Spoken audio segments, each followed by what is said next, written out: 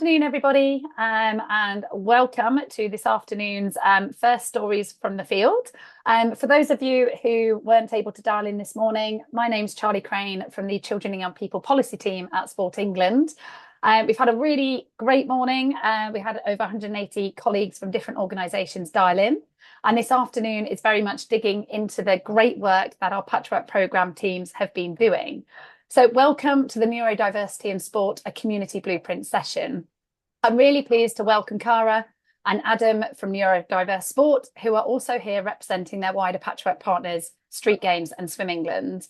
Unfortunately, I think it shows, just how our sector happens at times. Both Hannah and Alex have left their individual roles within those organisations in this time. So Cara and Adam are doing a great job of flying the flag. Luckily, they only left towards the very end of the patchwork programme. So, but yeah, they'll give that kind of wider view of those three organisations who came together for this patchwork project. I'd also like to extend a warm welcome to Kat Clements. She's Head of Disability here at Sport England, who will kick us off by setting the context for this work, particularly our investment at Sport England into neurodiverse sport and our wider efforts alongside partners to design more inclusive and welcoming opportunities in sport and physical activity for children and young people with a disability. I think this is a hugely valuable part of our work because we know that physical literacy is about creating those inclusive, welcoming and enjoyable experiences for every child. So we will have a Q&A towards the end of the session. We do plan to run until 2:45, but given this patchwork programme session is the only one in this session, if we run before then, that's absolutely fine. If we close before then, that's absolutely fine. But let's see how it goes. Let's use a chat box. That worked really well this morning to keep the energy quite high on a very hot day. And an extended thanks. Adam and I are in this space. We've got the kids at home now that they've closed the schools to the heat. I think Deborah might do too. For those of you who have still taken the opportunity to dial in this morning whilst juggling possibly childcare and horrendous heat at home. So without further ado, I'll hand over to you, Kat, if that's okay. Thanks, Charlie, for the intro, and hi, everyone. Thanks for joining. It's been great to join you for a little of the content this morning on a topic area that's a bit outside my everyday, so a good learning opportunity for me so far, and I hope it has been for you. I hope everyone's had a chance to cool down and have a bit of a refresh over lunch. So I'm really pleased to be here today to just intro a bit of the landscape around our neuroinclusion work at Sport England, working alongside Neurodiverse Sport. So if you managed to dial in this morning, you will have heard from Charlie already a little bit about Sport England, but I'll just provide a bit of a recap to situate this work a bit more before we kick off with Neurodiverse Sport, who are here today. So at Sport England, as I'm sure you know, our mission is to make sure that sport and physical activity are a positive, regular part of everyone's everyday life, whoever they are. And it's that ambition that sits at the heart of our 10-year strategy, Uniting the Movement. And that's because we know that the benefits of being active start early and they're felt physically, mentally and socially. And we think that everyone should have the chance to feel those benefits. But we know that too many face barriers to being active in ways that work for them. And we know that many of those barriers are systemic, that is, they're baked into the way things have been done for years.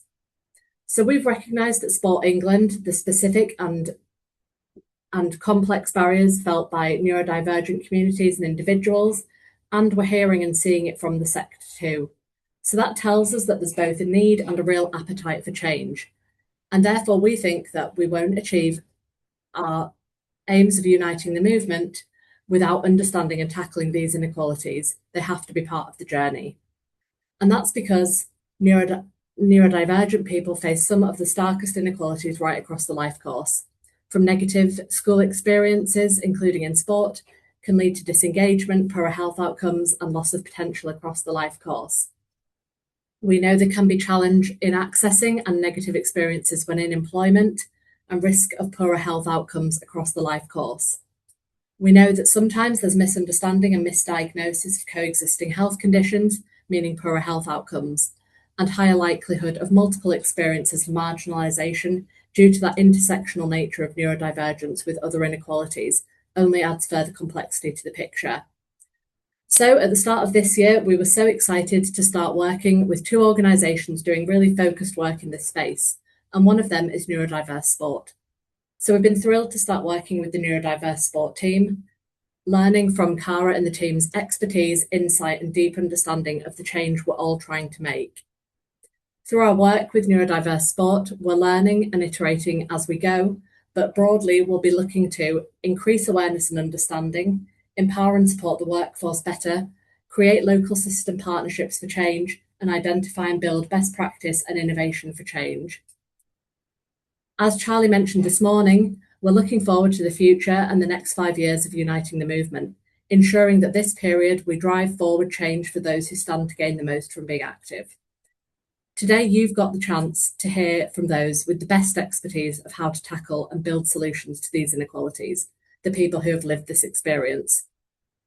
They need to be meaningfully in the room, helping shape and build the solutions with us. That's why across this work with Neurodiverse Sport and more broadly across Sport England, we're pushing ourselves to learn, listen and co-design more meaningfully with our partners. Through our Neuroinclusion work, we're showing what's possible when it's not seen as an add-on, but the foundation. And I'm really excited for you to hear that clearly today from Neurodiverse Sport, because it's led by lived experience at every level. I'm really pleased now to hand over to Cara and the team to get into the real depth of the session with you all, and I really look forward to the discussions further into the session. So thank you so much, and over to the Neurodiverse Sport team. Thank you so much for the introduction, Kat and Charlie. Just as a kind of precursor, I'm going to try and speak from the heart today, which is hard considering I'm melting. So bear with me if it's a bit, I don't know, maybe clumsy in sections. I think it's most important to kind of get the message across in an authentic way. So in terms of the session, you'll hear from myself. My name is Cara McMurtry. I'm the co-founder and CEO of Neurodiverse Sport, and I'm also diagnosed as autistic. And Adam Williams, who is a director of Neurodiverse Sport.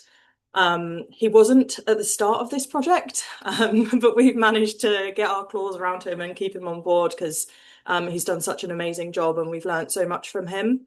But I'll let him introduce himself. Actually, Adam, do you want to introduce yourself quickly now rather than wait halfway through? Yeah, thanks, Cara. Afternoon, everybody. Yeah, so Adam Williams, yeah, really passionate about sport for development and neurodiversity. I think neurodiversity is a new-ish thing for me. I'll hold my hand up. And a few years ago, I think I was one of those people who kind of just blissfully unaware almost of the challenges that neurodivergent individuals face until 2 years ago, my son was diagnosed autistic and likely ADHD as well. And the challenges that experiences that I've seen him have over the past 2 or 3 years have been, pretty major. And I guess it's given me the inspiration to see what I can do about making neuroinclusive practice far more standard and making sure that people who kind of need those accommodations, need that support, have access to them. And that's how Cara and I's paths have crossed. So I currently work for the John Lewis Partnership. I'm in business design, so transformation type activity. And so through the John Lewis Partnership, they have a scheme which allows partners who are employees to go and work for a charity for a period of time. So through that, I was successful and applying to work with Cara, Neurodiverse Sport and Street Games to work on something you'll hear a lot more about in the coming hour, but it's focused around how do we create a community blueprint for sports that looks at neuroinclusivity. So I'll stop there, but you'll hear more about that over the next hour. Thank you, Adam. And you'll see very much reflected in his slides later down the line how complex they are, but they're really good when you get kind of your head around them. Hopefully we've made them as accessible as possible. But I think Charlie mentioned this session will be recorded. So if you want to go back and if I skip over some slides or some of them are pretty complex, you can always go back, pause it, listen again. In terms of how we're going to break down the presentation, it's going to be kind of 3 parts, two big parts and a little one at the end. So I'll talk through where we are now and how we got here, and that'll include a little bit of a scene setting around neurodiversity. For some of you, you might be really familiar with it. For some of you, you won't. So I won't labour it, but I will go over kind of some of the basics. And then really, as Adam mentioned, like, how did neurodiverse sport come about? How did the Community Blueprint collaboration, the Patchwork project, the NGB project come about? I'm someone who really loves context. It helps me to understand things. So I want to kind of share that with you. Then we'll have a little tiny bit of a break so that if anyone has any questions from that first part, they can share them. What I would say as well is, if you have questions that are kind of relevant as we go through, if Deborah, Kat, Charlie, Adam, somebody that I can see on my screen kind of puts their hand up, I can pause and I can answer them at the time. I'm fine to do that. And then we'll move on to key learnings to date, next steps, and then where do we go from here? And we'll try and save a good bit of time at the end for questions and discussion if people want that. So with that, I really like kind of thinking of neurodiversity as a language overlay for something that has always existed. So for context, as I think I mentioned, I was an elite rower for 10 years. So some of the work that I do with neurodiverse sport is catered towards elite sport and speaking to elite coaches, and some of them are pretty cutthroat and some of them are very old school and salt of the earth. And sometimes I come up against the kind of, well, what is this new fad? It didn't exist before. Where has it come from? It's just a fashion. It's just, a passing trend. And actually it's not. Neurodiversity has always existed. We just now have language to talk about it in a more accurate way. And hopefully that will come through over the next few slides. If we can name something, if we can identify it, we can address it better, we can support people better. So the context is, and this is very much from kind of like the neurodiversity paradigm, that human variation is normal. It's kind of normal to be different. Human traits and abilities, they all naturally vary, and most people, one way to look at it is that most people kind of cluster around sort of an average if you were looking at like the whole population and standard deviation. And yeah, those cognitive differences are normal. So if you were going to call someone neurotypical, it's because they probably share, their profile is kind of more commonly shared traits. For someone who's neurodivergent, they have less commonly shared traits. And then kind of within those neurodivergent categories, people will share like kind of clusters of traits, and that might mean that they gain a diagnosis of autism, ADHD, dyslexia, dyspraxia, etc. So when that difference becomes a diagnosis, which is a bit the medical model of disability, it's because somebody has specific difficulties across multiple life domains. So that's an important thing, that it has to be across lots of domains and it has to be present since childhood. And in terms of the medical model, and I'm not saying the medical model is not important, because for some people it is really important, especially when you have someone with slightly more profound difficulties. But it really focuses on identification, diagnosis, treatment and management of conditions. So the challenges are viewed as residing within the individual, and success is often measured by adaptation to the system. So how can we make this person normal? This person has condition X, they're disabled by it, they need to do Y to act or be more normal. And we see this kind of across society. And if you don't have a condition, if you're not considered neurodivergent or disabled, the implication is that you should function normally, so function normally. And it's been kind of binary like that in the past. I say this is quite a stark side. The problem sport created. Sport probably didn't create it, but it perpetuated it. And this is a problem that, I very much fell into this trap as someone who is autistic, but yet competing in mainstream sport. Sport was very much built around the binaries. And yet a lot of neurodivergent people kind of don't fit into either specialist provision. So there are some amazing specialist provision initiatives out there. So whether that be for individuals who are disabled physically, or whether they have learning disabilities, or whether they are in the youth justice system, socioeconomically disadvantaged, there are some really, really amazing sports initiatives out there. So they're kind of like either those, or there's mainstream sport where you need to conform in a certain way to participate. And there's not really much in between. And so a lot of neurodivergent people, I think, are kind of left navigating that gap. If they don't feel like they quite fit into that disability category, and yet mainstream sport feels quite inaccessible because it hasn't considered neurodiversity and neuroinclusive practice yet. So the system has a gap. Hopefully I'm not kind of whizzing through these too quickly. Okay, good.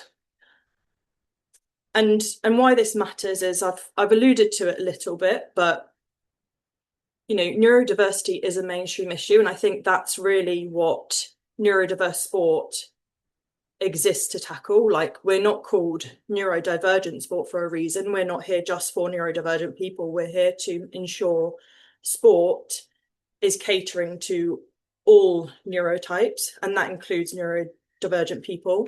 It is a mainstream issue because neurodiversity, beyond any other kind of minority or disadvantage, is something that intersects every single one of them, whether it's mental health, disability, ethnicity, income, education, occupation, sex, gender. You could add a lot more to those kind of minority categories, or marginalized categories. That's a better way to say it, because some of them aren't minorities, but neurodiversity impacts every single one. We all have different traits and abilities, different cognitive profiles. You could be autistic, have ADHD, dyslexic, dyspraxic, and you could fit into any of those categories. So it's really important that neurodiversity, neurodiverse considerations are baked into absolutely everything. It needs to not be an add-on, because it is applicable to everything. So in terms of a couple of statistics, we believe that 15 to 20% of the population are neurodivergent.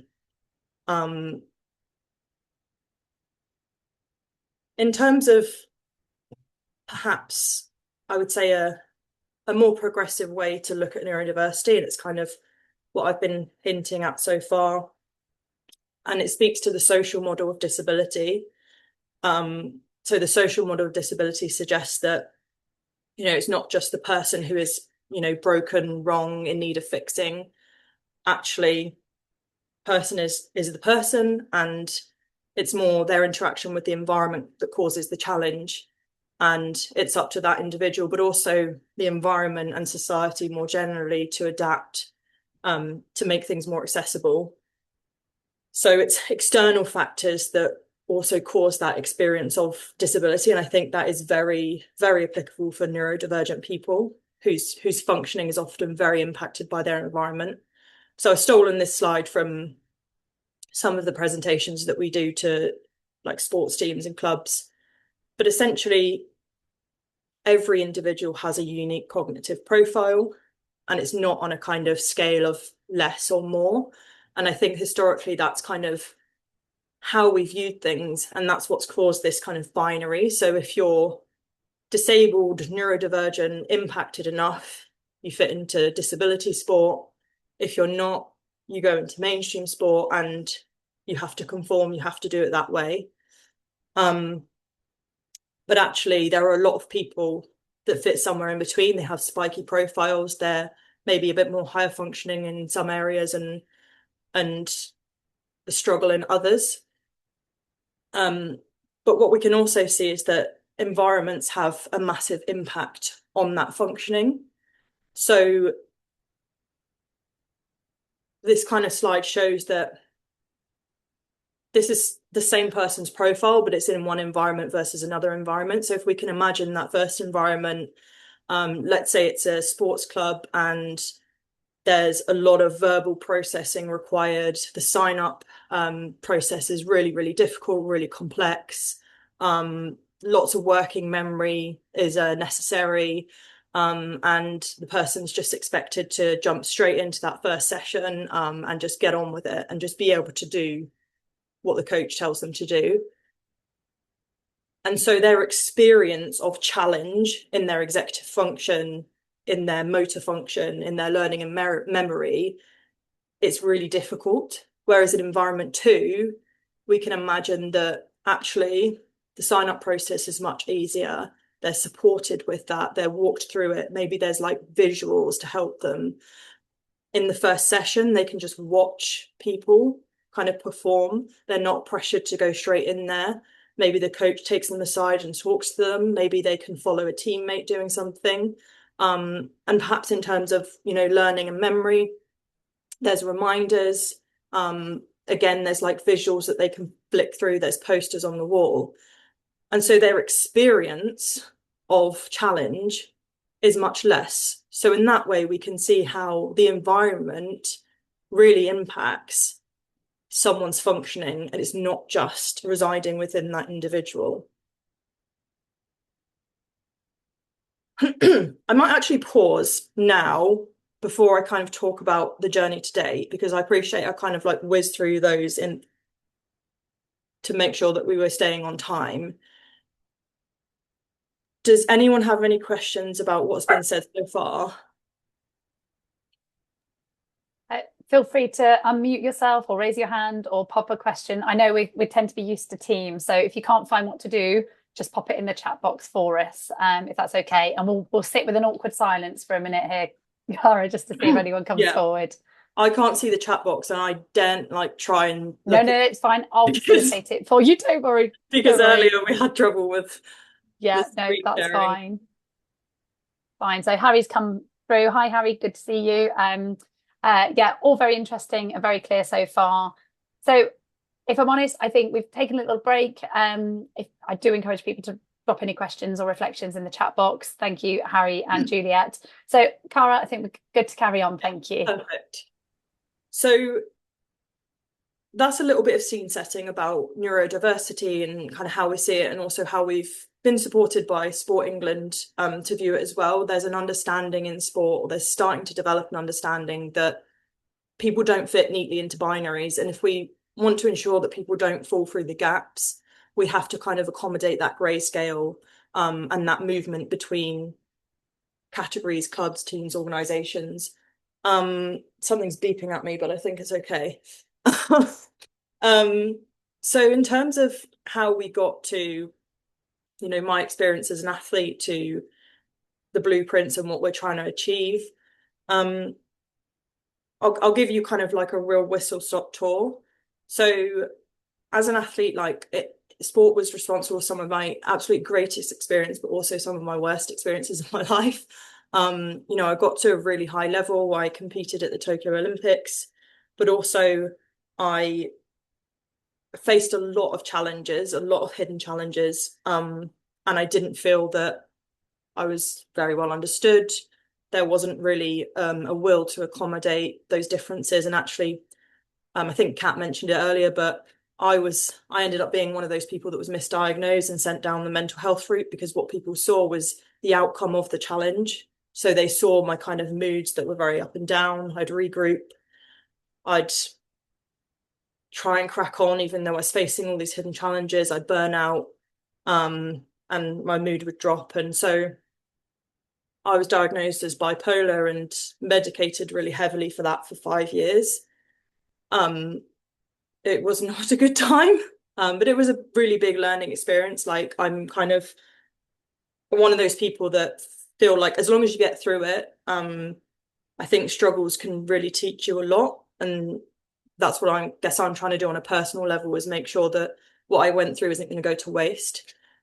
But my experience as a neurodivergent person in sport, not feeling like I really fit or I was really understood, is not unique. And I kind of, was looking around me and seeing the same thing over and over again, not just in elite sport, although you'd be surprised at how many really talented athletes come through the pathway. Because when they're training on their own, in their own environment, they've got control over everything. Actually, those neurodivergent characteristics aren't as much as a problem because they've got that support network. They get pulled into a centralized system. They really, really struggle. You've got junior gold medalists who come in and just get chewed up and spat out. So that happens in elite sport, but doing some early research, I realized it's not just elite sport, it's every single level of sport. No matter where a neurodivergent person was, trying to participate, there seemed to be some sort of incongruence and challenge. So whether it's, at school, a child is dyspraxic, they don't have enough time to change in the changing rooms and they develop a fear around that. Like we said, they're chucked in at the deep end in PE, and they're told to go and goal. They miss all the goals. They have a terrible experience. They never want to do sport again. They pick it up again in their 30s and 40s. The amount of time that I've heard that, what was very clear is that, yes, people's experiences were different, but the continued kind of thread was that there wasn't that kind of understanding of neurodivergence, hidden challenges, variable function kind of throughout the pathway from grassroots sport, community sport, all the way through to elite. So I co-founded Neurodiverse Sport with my husband off the back of our experiences. Very early on, we, with the help of a couple of our directors, one of them being Charles Freeman, connected with street games, because street games, I think Adam will go over this in some of his slides, but there's a big correlation between those from lower socioeconomic backgrounds and neurodivergence. So they were really interested in this topic. We founded something called The Collective, which was essentially a group of organizations around some focus groups who were just really interested in this topic that was emerging. They wanted to do something about it. As Adam mentioned, from there, Adam approached us and we absolutely jumped at the opportunity for Adam to come on board and basically, alongside street games, design something called the Community Blueprint to neuroinclusion in sport. So we'll talk about it later, but we're in the process of putting that onto our website as a free course for everyone. It's loads of detail in it. Anyone can access it. And it really walks you through how to make your team, club, organization more neuroinclusive. So that was a 6-month project. And from there, we really wanted to understand how we could continue that learning into our partnership with Sport England and the national governing bodies we're working with, so Swim England and the BMC for now, hopefully more in the future. And that was where the Patchwork project came in. So for us, the Patchwork project, and I won't labour it too much because actually I think I've got a better slide on this now. We see it really as kind of like the catalyst for bringing the learning together, and ensuring that we're building on it and we're not just kind of doing these projects in silos. So the ambition is that neurodivergent individuals are supported, celebrated, empowered to participate, succeed and lead at kind of every level of sport. And the Community Blueprint was really about changing experiences. So clubs, coaches, volunteers, environments. The Sport England funded NGB Blueprint was about changing systems, so workforce, pathways, governance policy. As the previous slide said, this is really about systemic change. So we really need to attack it from lots of different angles. With that, I'll let Adam take the last slide in this section because it's one of his fancy slides. And I'd have to sit and read through it to reacquaint myself before trying to explain it. Thanks, Cara. Don't worry, I will not go through every bit of detail on here, but I will just use it to talk about how we use the Patchwork project to kind of align these two pieces of work, because as Cara mentioned, they will both benefit from the learnings that we kind of have gathered and taken from the Patchwork project, and how can we kind of incorporate and entwine those bits of knowledge, because essentially, when we're talking about the neurodiversity in community sport blueprint, that was a piece of work we did in partnership with Street Games. And then when we're talking about the Swim England project, obviously that is with Swim England, the NGB. But we've got two great partners there with two very different types of knowledge and experience. And how can we share learnings across those groups to get us to the output which you're seeing on the right hand side, which ultimately what we want to be able to do is create lasting change and at scale, whether that's from a community blueprint perspective and getting community organisations to adopt and embed neuroinclusive practice, or whether it's from an NGB perspective, adopting changes within the broader structures of an NGB. We want lasting change and we want to do it at scale ultimately. And so what we've been looking to use the Patchwork project for is how can we go about that? And I guess I'll touch on this again slightly later, but like these are kind of multi-year projects. So again, the pace we've gone at through the Patchwork project, we've been taking bits of learning and incorporating it into the delivery of what we're working on. But it's probably not as perfectly sequential as we would ideally like it to be, given the timings of things. But that's where we've kind of been using bits of Patchwork project to incorporate. And so I think the other complexity we added into this, I guess, is the community blueprint was far further advanced in the project than the NGB project was. So with the community blueprint, we already essentially had written and completed what that blueprint looked like. It was more about how can we now deliver it. Whereas with the NGB, we're start far more in that familiarization box you can see on the left-hand side. We were trying to understand what does the NGB look like today? How does it work? What's the experiences of athletes? And so we were far able to influence that Swim England project far more, but ultimately how we could bring them together was thinking about the deliverability and how can we scale it. So I won't touch any more on this side because I think that kind of covers it from how we join them together, and we will just touch a little bit later on terms of how we like the next steps in terms of how we look to scale that. Yeah, so I think it's still me, Cara, if you want to go on one more.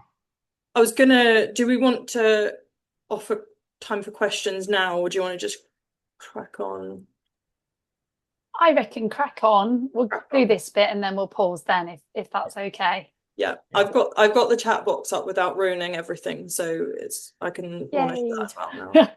Okay. And so as I started the work with Neurodiverse Sport and the Street Games, as Cara has touched on and Kat touched on in the introduction, you have to think about the wider system that we are operating in with individuals and in the community blueprint space, the young people that are involved. And so the way to think about it is like, what is the purpose of the system for a young person? So why does a young person come into the system? Like from a neurodivergent perspective, it's things like feeling included, feeling safe, confident, ability to develop. They feel like they're invested in, like all those great benefits that you get from sport. That's why they enter into the system. What then happens when they're in there? There is so many different factors that are influencing that experience for an individual. And this slide is just demonstrating at that wider sport system perspective, these are all different contributing factors that are going to be pulling and pushing, and the forces that are at play within that system are going to all be influencing that young person's experience, whether that's a government level across the top with different departments with what sometimes feels like pushing and pulling in different directions in terms of their approach to neuroinclusion, whether that's then from a grassroots perspective with Sport England or UK sport at the elite level. You've got the education and the health sector where we know like there's well publicised issues with neuroinclusivity within education. You've then got things like what's going on in the wider kind of the wider media and broadcasters' perspective, you've got things like Donald Trump saying he thinks that, autism doesn't exist, and there's kind of this kind of as a result of some vaccinations somebody got a year ago. And so you've got all these different things that are in contributing to an individual's experience that they have in the sports sector. And then you get into things like the membership organisations, like street games, like Swim England from an NGP perspective. And only then can you get into what we've termed here as like the delivery organisations, who are the ones actually boots on the ground, running, facilitating, training, coaching. And I guess where we have taken the community blueprint is right down in that delivery organisations box. But I just wanted to articulate like the wider system conditions that are at play are all contributing to the experiences of individuals. And you can't just solve for one part of a challenge, because everything is kind of contributing to what that person is experiencing. And just to bring that to life, like, again, lots of words on here. The video will be shared afterwards, but this was just some statistical examples of how those systems are interconnected. And this isn't exhaustive. There will be other groups within this, but there's some quite hard-hitting statistics from a neurodiversity perspective when you look at this slide. From an education perspective, we know that 78% of permanent exclusions in schools are for special educational needs or children who are eligible for free school meals. The table below kind of breaks that down. So 50% of children that are excluded are special educational needs. And if you remember Cara's slide from earlier, it's only 15 to 20% of the population who are neurodivergent. And so you can see we're obviously over-indexing in our ability to, in the impact that we are having on neurodivergent individuals in schools, and we aren't accommodating them, which is leading to the behaviours, which is leading to exclusion.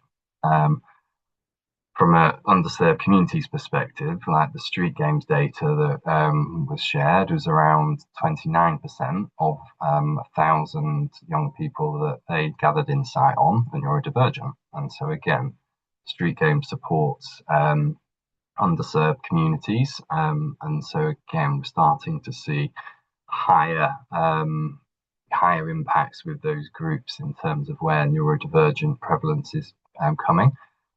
And so if we aren't supporting children in education, we aren't supporting them well enough in those communities, the result you get is the impact almost of like youth justice system. And that actually the statistic that 80% of children under 18 who were either cautioned or sentenced within the justice system were neurodivergent. So again, these are kind of the impacts, and there's more in health, there's more in the workforce. These are the impacts that you kind of the result almost of not supporting neurodivergent individuals in the everyday. So it's just some statistics that kind of bring to life like the wider system challenges that are experienced. If you just go on to the next one, Cara. And so when we look at it from a delivery organisation perspective, so we've brought it right down from the wider system picture into that delivery organisation. Again, the system within the wider system, when you think about a delivery organisation, is point one is about, again, the purpose. We have to remind ourselves, like, what is the purpose of the organisation for an individual? How do they then enter into the system, which is typically through things like schools, clubs, peers, social groups. Then when they come into the club, what are all the different things that an organisation or a club has that will be contributing to that experience of a neurodivergent individual? All of those things combined lead to what the outcome is. And so if you just pull on one of those systems conditions within those boxes in point 3, you're unlikely to change what the outcome is. You have to think wider and think about how all of those things work together, because that is how you influence the outcomes for an individual. you can't just change one thing because it won't make an impact. You have to think about how they come together and contribute towards that total experience. And so where then has kind of the patchwork come into the thinking of the work that we've been doing? So as Cara mentioned, what we've helped use it for is avoid that kind of siloed, well, we've got a blueprint here that's good for grassroots, and we've got an NGB program up here that's good for kind of the wider elite community and other organizations that they support. And so how have we dovetailed that learning together? So it's helped us bring those two things together. I think one of the biggest things that we took away from the very first patchwork program workshop was around flipping our stakeholder engagement. So we were originally planning with the NGB to look at and work with leaders across that NGB, interview them, talk to them about their experiences.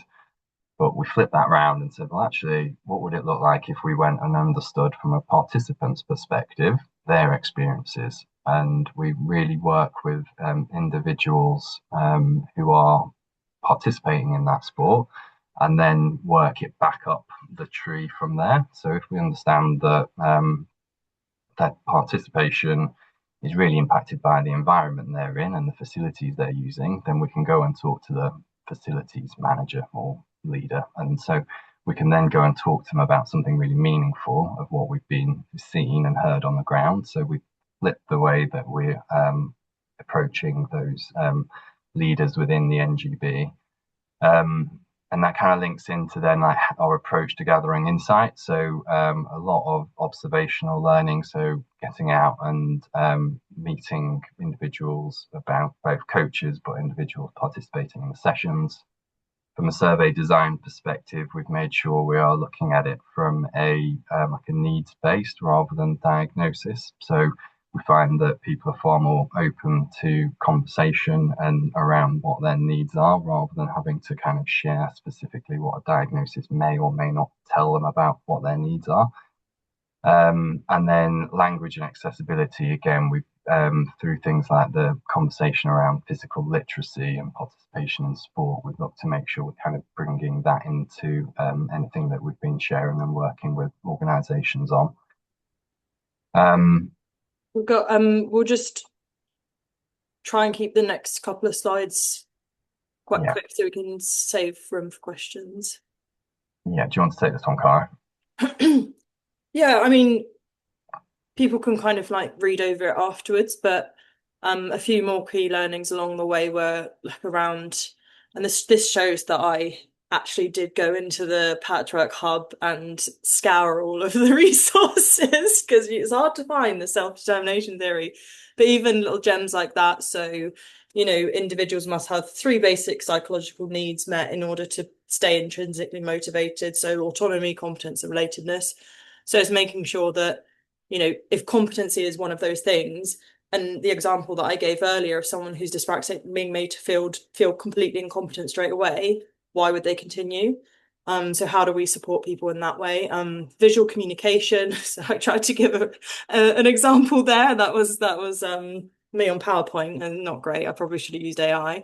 But it's a conversation we had at the Patchwork Project about, you know, rather than having teachers who might be experienced teaching mainstream sessions, or someone's got a little bit of experience with kids who have behavioral challenges, and someone's got experience with kids who are a bit slow on, you know, to learn, and then grouping those kids in that way. Well, actually, why can't we have teachers who have received the education to be able to accommodate lots of different needs, and maybe they've got the resources, maybe it's in terms of swimming, it's having swim picks as like aids and different things. Maybe there's 5-minute space for a conversation with the parent beforehand. So it's lots of little things that can come together to make sure that we don't have to just segregate everyone, because I think it's a statistic that was quite stark was in the Learn to Swim review, and we also, our survey as well, so we received over 1,000 responses from parents, 1,000 responses from teachers, and teachers were observing that 4 in 10 children in their classes were presenting with neurodivergent behaviours. So it's really not efficient, effective, sustainable to keep siloing neurodivergent individuals into specialist classes. They definitely need to exist for certain individuals, but we need to also adapt to mainstream sport, because actually almost being neurodivergent is mainstream in itself. And a couple of other things were like the snowball effect. So as Adam mentioned, recognizing those system pressures, and then ripple effect mapping for understanding the impact of the whole project, rather than just relying on, you know, metrics. It's not the kind of project that you will have metrics straight away. So I think you probably could look at this afterwards. So this is just an example of bringing a story to life, or trying to bring it to life in a visual way. But I'll just paused on it a second so that if you want to go back and look at it, you can. But this is essentially the last slide. I'll let Adam talk to it quickly, and then we'll take questions. Yeah, thanks, Cara. So yeah, essentially, where do we go from here? So how do we continue to apply that knowledge through the Patchwork programme? The Community Blueprint launches, as Cara mentioned, online in the next couple of weeks. So we'll look to try and share that around once it's live online. With street games, we're then sharing it at their full staff briefing with their teams on the ground, so that they're kind of armed with it when they're working with their 1,600 organisations that they support.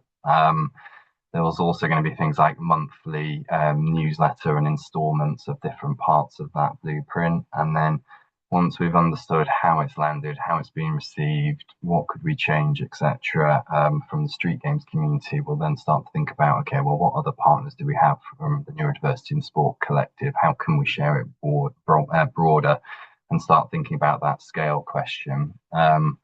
And then with the NGB blueprint, again, as I mentioned, this is like a multi-year project. So we're still in that insight phase. So working with participants and coaches, getting first-hand experiences before we can then move into far more test and trial development. And so what are the challenges they're facing? Let's try things out with them.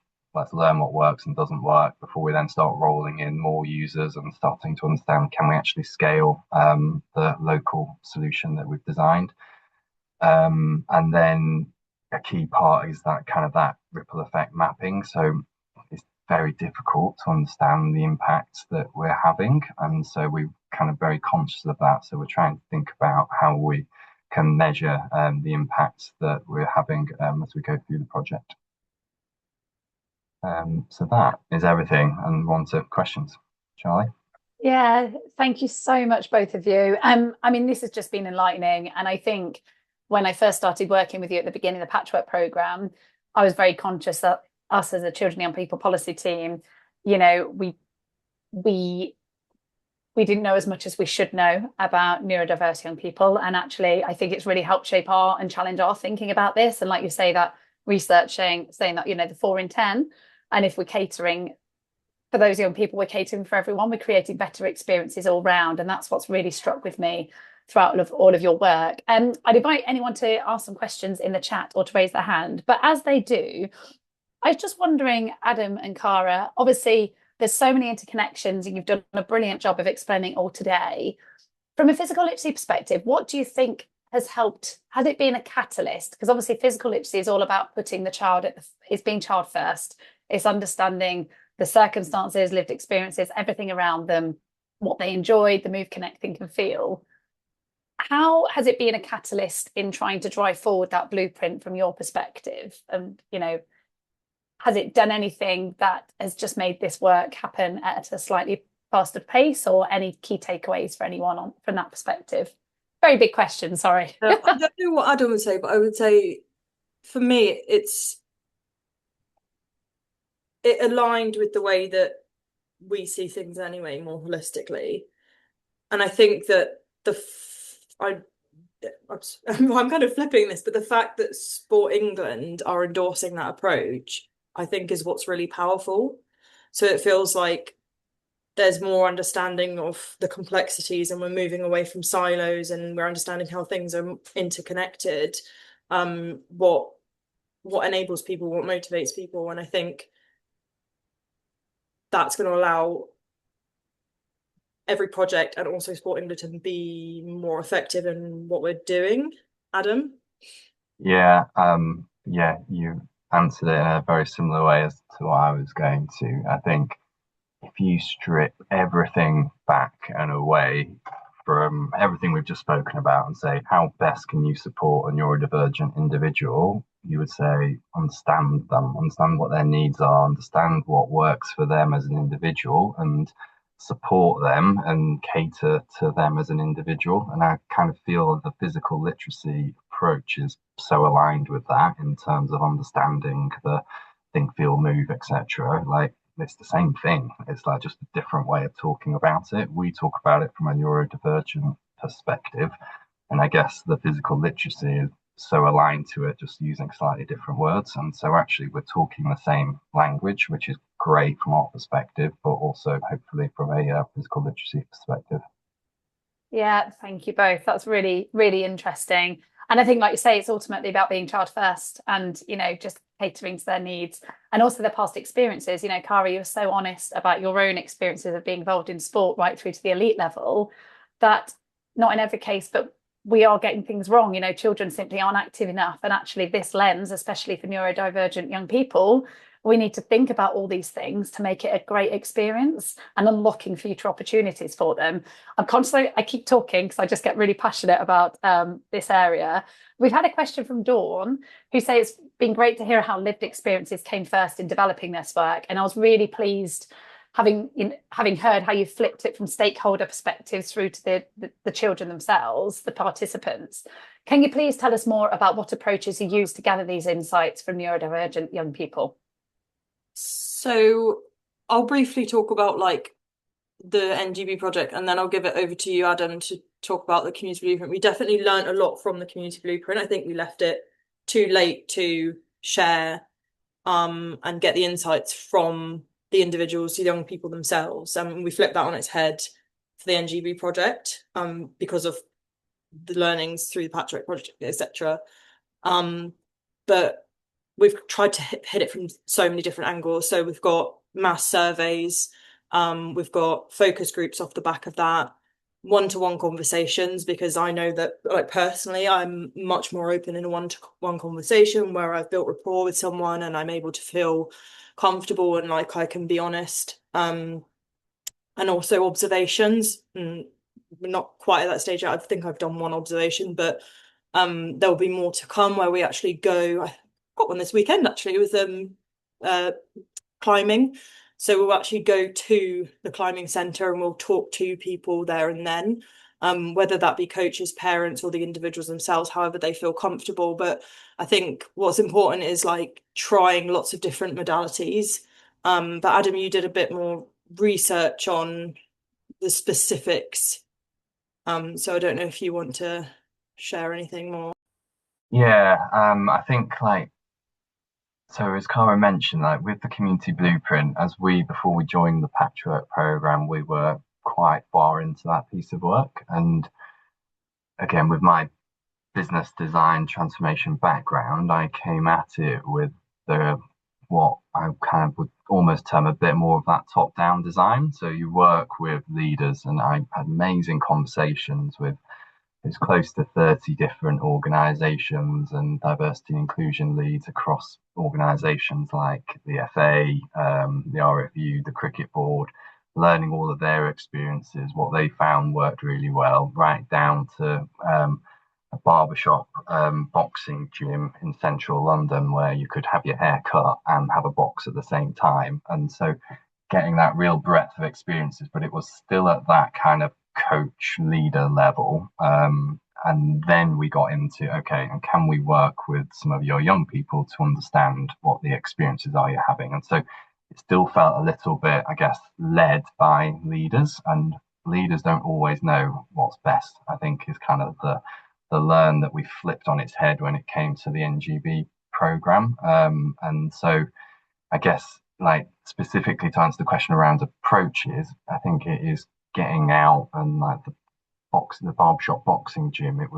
We watched a session in that gym, spoke to some of the young people, spoke to the coaches, and so it's getting out there and just, I guess, witnessing it and experiencing it, and like shadowing of coaches whilst exercises or sessions are being held, and trying to put yourself in the shoes of an individual that's participating in that session, and just being very curious and like observant of what's happening in the environment around you, like the noises, the smells, the kind of the way you're being spoken to. There's kind of lots of things that are happening all at once. It's just trying to be really observing of what's going on. Thank you both. I'm conscious of time. I don't want you to overrun, so you can have a break before the next session. I mean, Samantha, your observation there about running, a volunteer-led canoe club and trying to make these adjustments and trying to make it the best experience as possible for everybody. I think my reflection from today's session this afternoon is, the fact that everyone's dialed in today to listen to this is going to go far and wide in terms of a recording.